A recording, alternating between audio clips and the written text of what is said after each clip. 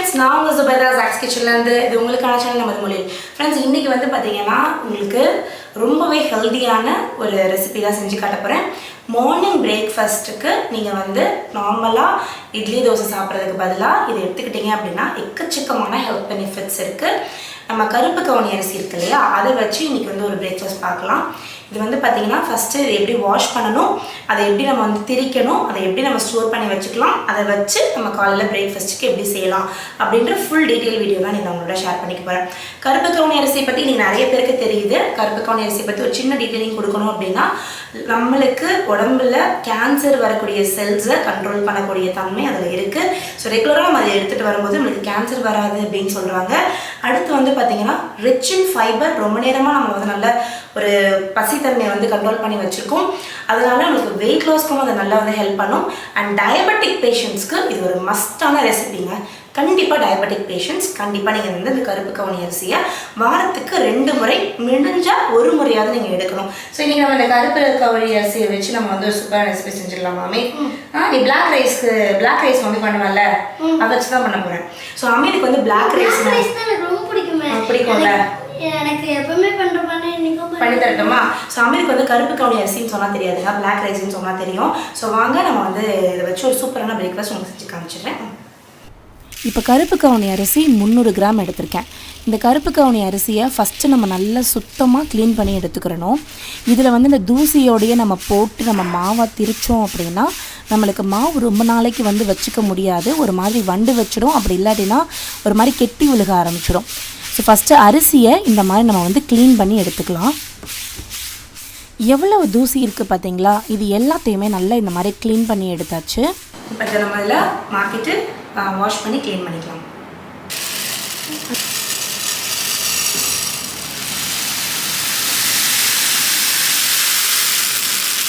இப்போ இது எல்லாத்தையுமே ஒரு பாத்திரத்துக்கு மாற்றிட்டு தண்ணி வச்சு நல்லா கழுவி எடுத்துக்கலாம். 2லேருந்து 3 தண்ணிக்கு நல்லா வாஷ் பண்ணிக்கோங்க. இந்த அரிசியை கழுவும் போது நல்லா கையில் அரிசியை நல்லா அழுத்தி விட்டு நம்ம கழுவணும். அப்போ தான் இந்த மேலே இருக்கக்கூடிய அந்த டஸ்ட் எல்லாமே நம்மளுக்கு வரும். ஸோ நல்லா இந்த மாதிரி அழுத்தி 2 தண்ணி கழுவி எடுத்துக்கலாம்.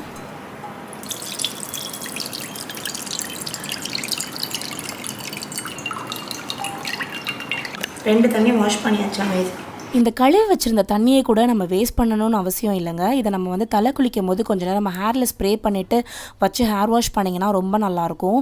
அப்படி இல்லாட்டினா நம்ம வீட்டில் இருக்க செடிகளுக்கு இதை வந்து ஊற்றி விடலாம். இப்போ நம்ம அரிசியை வந்து வறுக்க போகிறோம். அதுக்கு நான் இங்கே ஒரு கனமாக இருக்கக்கூடிய ஒரு சட்டி எடுத்து வச்சுருக்கேன். நீங்கள் வந்து எந்த பாத்திரம்னாலும் எடுத்துக்கரலாம். நான் வந்து இன்றைக்கி மண் சட்டியில் தான் வறுக்க போகிறேன். ஏன்னா மண் சட்டியில் நம்ம சமைக்கும் போது வந்து பார்த்திங்கன்னா நம்மளுடைய ஃபுட்டில் இருக்க நியூட்ரிஷன் வேல்யூஸ் வந்து நம்மளுக்கு பேர்ன் ஆகாதுங்க. நம்ம ஃபுட்டில் இருக்க நியூட்ரிஷன் வேல்யூஸ் அப்படியே வந்து ஃபுட்டில் இன்டாக்டாக இருக்கும். ஸோ முடிஞ்ச அளவுக்கு மண் சட்டி, கல் சட்டி, அதுக்கப்புறம் வந்து ப்ராஸ் அண்ட் ப்ரான்ஸ் இந்த மாதிரியான குக்வேரை யூஸ் பண்ணுறதுக்கு ட்ரை பண்ணுங்கள். ஸோ இதை நல்லா வறுத்துக்கலாம். இப்போ அரிசி வந்து நல்லா ஈரமாக இருக்குது. இதை நம்ம வந்து வறுக்க பார்த்தீங்க அப்படின்னா அந்த தண்ணி எல்லாமே ட்ரை ஆகிட்டு நல்லா உதிரியாக வர ஆரம்பிச்சிடும். இப்போ கிட்டத்தட்ட ஒரு 10 நிமிஷம் நான் அதை வறுத்துட்டேன். இப்போ நீங்கள் பார்த்தீங்கன்னா தெரியும், ஒரு அரிசியும் தனித்தனியாக வந்து நல்லா வறுத்து ரெடியாக இருக்குது. லைட்டாக உங்களுக்கு வந்து அந்த அரிசி வெடிக்கிற சவுண்டு கூட கேட்கும், பட்டுன்னு வெடிக்கிற சவுண்டு கூட கேட்கும். அந்த கன்சிஸ்டன்சி வரும்போது நம்மளுக்கு அரிசி நல்லா வறுபட்டுருச்சுன்னு அர்த்தம். அம்மா, எப்பமா நீங்கள் அரைப்பீங்க? ஃபஸ்ட்டு வறுக்கணும் பாரு. ஃபஸ்ட்டு தண்ணியாக இருந்ததில்ல, இப்போ வந்து அதை வந்து நல்லா இப்போ வறுத்து இப்போ ஒன்று உதிரியாக ஆயிடுச்சு. இன்னும் பாரு கரண்டியில் கொஞ்சம் ஒட்டுது. இந்த கரண்டியில் வந்து ஒட்டக்கூடாது. நீங்கள் இது பண்ணதுக்கப்புறம் நீங்கள் பிளேட்லேயே போடுவீங்களா இல்லை டேரெக்டாக?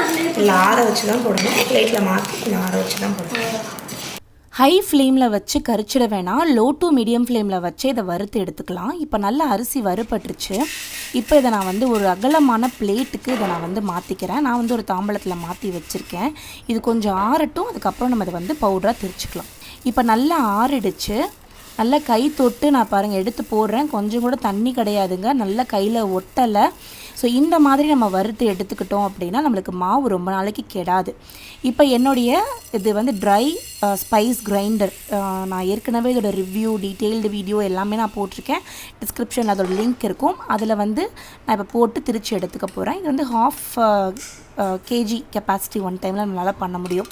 ஸோ இப்போ இதில் வந்து நம்ம போட்டு லாக் பண்ணி திரிச்சுக்கலாம்.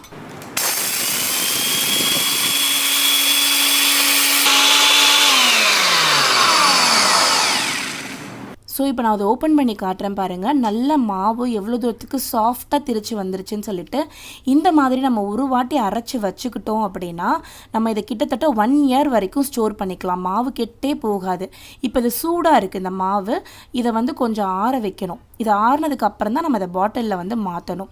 மூடியிலையுமே நிறைய மாவு ஒட்டியிருக்கும். அதையுமே நல்லா இந்த மாதிரி உதுத்து விட்டு இதை வந்து இப்படியே ஜார்லேயே வச்சு ஆற வச்சுக்கிறேன். அதுக்கப்புறம் நான் அதை வந்து ஒரு கண்டெய்னருக்கு மாற்றிக்கிறேன். இப்போ நல்லா ஆறிடுச்சு. இதை நான் வந்து ஒரு ஜாருக்கு மாற்றிடுறேன். இதை நம்ம வந்து ஸ்டோர் பண்ணிக்கலாம். இந்த ஸ்பைஸ் கிரைண்டர் நம்மளோட வீட்டில் இருந்தது அப்படின்னா நம்மளுக்கு தேவையான மசாலாஸ் எல்லாத்தையுமே அரைக்கிறதுக்கு ரொம்பவே யூஸ்ஃபுல்லாக இருக்குங்க. ஸோ இதே மாதிரி நீங்கள் வந்து செஞ்சு நீங்கள் வந்து 1 இயர் வரைக்கும் ஸ்டோர் பண்ணி வச்சுக்கலாம். இப்போ மாவு எப்படி நம்ம அதை தயாரிக்கணும் அப்படின்றத செஞ்சு காமிச்சிட்டேன். இப்போ அடுத்து இதில் நம்ம வந்து என்ன ரெசிபி பண்ணலாம் அப்படின்னு பார்க்கலாம். நான் இங்கே வந்து உருளி எடுத்து வச்சுருக்கேன், வெங்கல உருளி. அதில் 2 குழிக்கரண்டி அளவுக்கு நம்மளுடைய கருப்பு கவுனி அரிசியோடைய மாவு சேர்த்துட்டு இதில் 1 கிளாஸ் அளவுக்கு தண்ணி சேர்த்துக்கிறேன். தண்ணி சேர்த்துட்டு இதை கட்டிகள் இல்லாமல் ஃபஸ்ட்டு இதை வந்து கரைச்சி எடுத்துக்கலாம். இப்போது அப்படியே கைவிடாமல் கிளறிட்டே இருக்கலாம். ஸ்டவ்வை ஆன் பண்ணிவிட்டு இது கிளற அப்படியே நல்லா உங்களுக்கு கெட்டியாக களி பதத்துக்கு வர ஆரம்பிக்கும். ஒன்று தாங்க, கைவிடாமல் கிளறிட்டே இருக்கணும், அவ்வளோதான். இது வந்து கிட்டத்தட்ட ஒரு 3லேருந்து 4 நிமிஷத்துலேயே வந்து நம்மளுக்கு நல்லா கெட்டியாக ஆரம்பிச்சிடும். அரிசியை ஏற்கனவே நம்ம வறுத்து தான் நம்ம பவுட்ரு பண்ணியிருக்கோம் அப்படின்றதுனால உங்களுக்கு ரொம்ப குக்கிங் டைமும் தேவைப்படாது. நல்ல மணமாகவும் இருக்கும் அரிசி நம்ம இந்த கூழ் சாப்பிடும்போது. இப்போ நல்லா கெட்டி ஆக ஆரம்பிச்சிருச்சு பாருங்கள். இதுவும் நல்லா சுருண்டு ஒரு பந்து பதத்துக்கு வரட்டும். இப்போ பார்த்தீங்கன்னா தெரியும், நான் கைவிடாமல் கிளறிட்டே இருந்தேன். நல்ல ஒரு எல்லாமே ஒன்று சொன்னாப்பில் சேர்ந்து ஒரு பந்து மாதிரி வந்துருச்சு பாருங்கள். ஒன்று சொன்னாப்பில் ஒரு கரண்டியில் எடுத்து என்னால் போட முடியுது. ஸோ இந்த பதம் வந்ததுக்கப்புறம் நம்ம ஸ்டவ்வை ஆஃப் பண்ணிடலாம். ஆஃப் பண்ணிவிட்டு இது லைட்டாக ஆற வச்சுக்கலாம். இப்போ ஒரு மத்தை எடுத்துக்கிறேன். அடுத்து இதில் நல்ல கெட்டியான வீட்டில் செஞ்ச தயிர் 1 கிளாஸ் வந்து சேர்த்துக்கிறேன். கொஞ்சமாக சுவைக்கு ஏற்ப உப்பு. நான் இன்றைக்கி பிங்க் சால்ட் யூஸ் பண்ணுறேன். ஒயிட் சால்ட் தயவு செஞ்சு யூஸ் பண்ணாதீங்க. ஹெல்த்துக்கு நல்லதே கிடையாது. பிபி இன்க்ரீஸ் ஆகும், கிட்னி இஷ்யூஸ் வரும். ஸோ பிங்க் சால்ட் யூஸ் பண்ணுங்கள். சேர்த்துட்டு நம்ம வந்து இந்த தயிரை நல்லா மத்தில் கடைஞ்சி எடுத்துக்கலாம், கட்டிகள் எதுவுமே இல்லாமல்.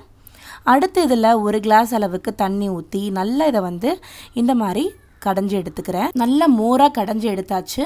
இப்போ நம்ம ரெடி பண்ணி வச்சுருந்த சிகப்பு கவுனி அரிசியோட களி ரெடி பண்ணி வச்சுருந்தோம் இல்லையா, அதை வந்து இதில் நல்ல பெரிய கரண்டி வந்து போட்டு நல்ல இந்த மோரோட நம்ம வந்து ஒன்று சொன்னாப்பில் கடைஞ்சி எடுத்துக்கலாம்.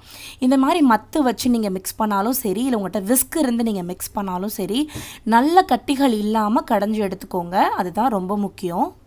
அவ்வளோதான் ஃப்ரெண்ட்ஸ், ரொம்ப ஈஸியாக வீட்டிலையே கருப்பு கவுனி அரிசியில் நம்ம வந்து கஞ்சி எப்படி செய்கிறதுன்னு பார்த்தோம்.